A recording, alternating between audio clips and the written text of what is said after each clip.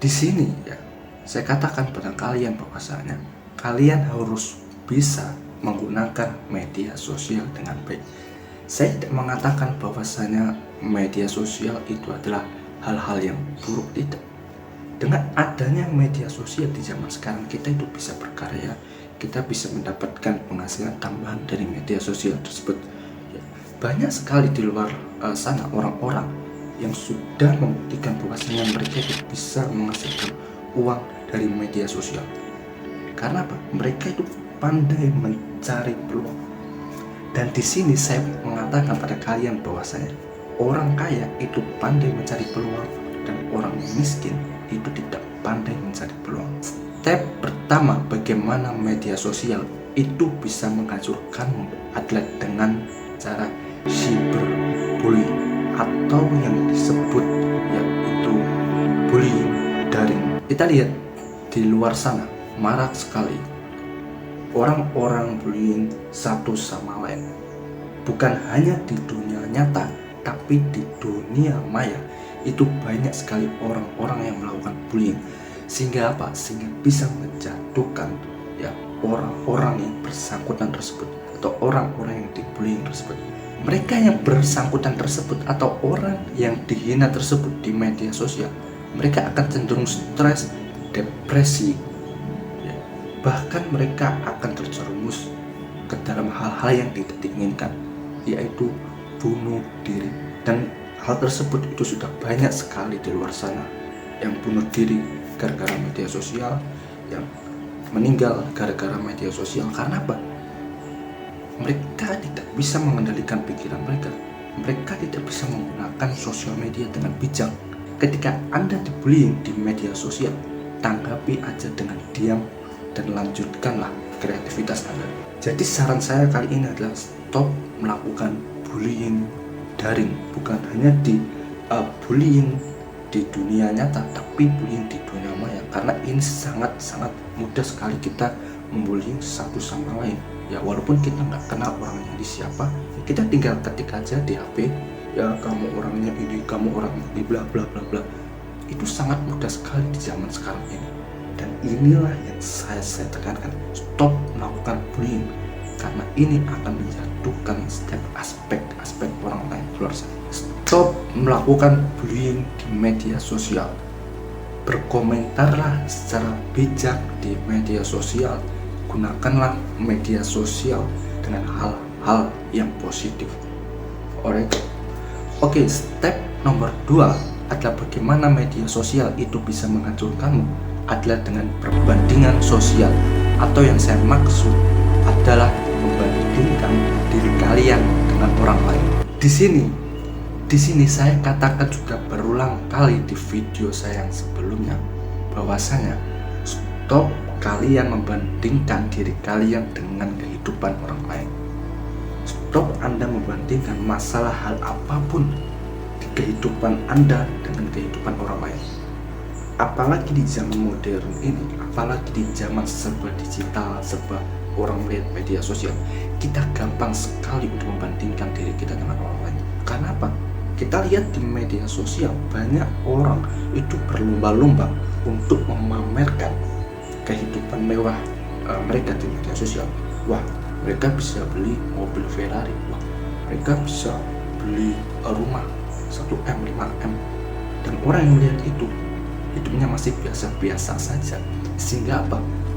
Mereka membandingkan diri mereka dengan orang lain, dan mereka akan cenderung merasa sedih setiap hari. Mereka akan setiap hari akan cemas, dan setiap hari mereka akan stres, depresi. Karena apa? Mereka hanya terus memikirkan, oh dia kenapa kok bisa, sedangkan jadi mereka nggak bisa. Di zaman sekarang ini orang-orang itu ditampilkan dengan hal-hal yang membuat mereka itu senang, yang dimana membuat orang-orang itu setiap hari hanya melihat kesenangan.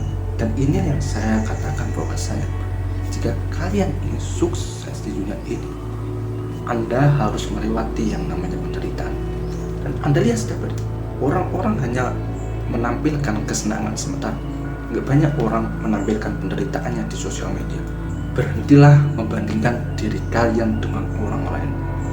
Oke, Anda harus segera untuk fokus kepada hal-hal yang Anda bisa kendalikan, terutama pada hidup kalian. Jangan iri dengan apa yang orang lain. Yakinlah bahwasanya Anda itu ada masanya, ada waktunya untuk seperti mereka. Jadi apa? Stop Anda membandingkan diri orang lain. Fokus ke diri kalian sendiri. Step ketiga adalah bagaimana media sosial itu bisa menghancurkanmu adalah dengan penyebaran informasi palsu. Stop Anda percaya dengan informasi-informasi di luar sana tanpa Anda mencari tahu kebenarannya tentang informasi tersebut. Karena di zaman sekarang ini banyak sekali orang-orang di luar sana itu sangat mudah sekali percaya dengan informasi-informasi. Karena apa? Apalagi di orang Indonesia ini tidak mau melakukan yang namanya baca. Mereka akan selalu percaya.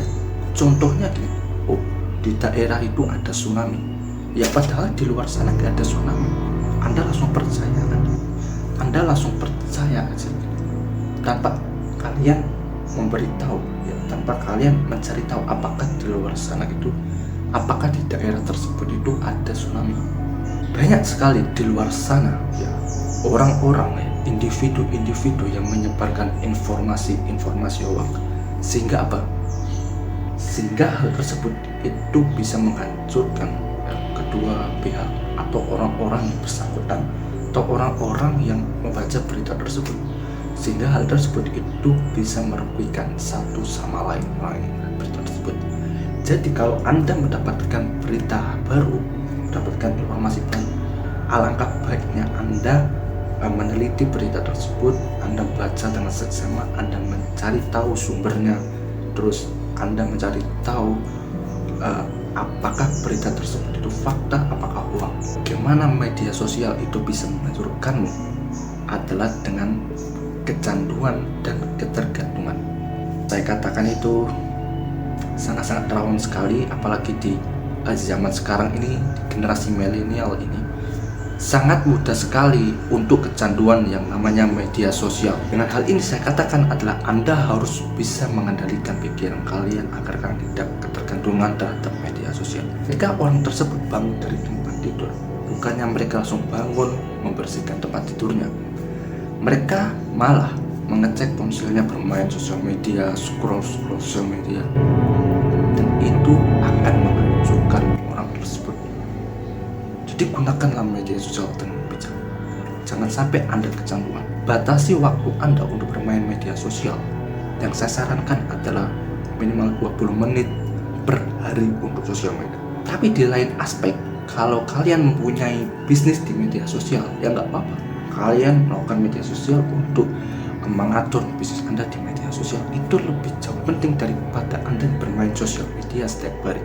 Step nomor 5, bagaimana media sosial itu bisa menghancurkanmu adalah dengan dampak fisik.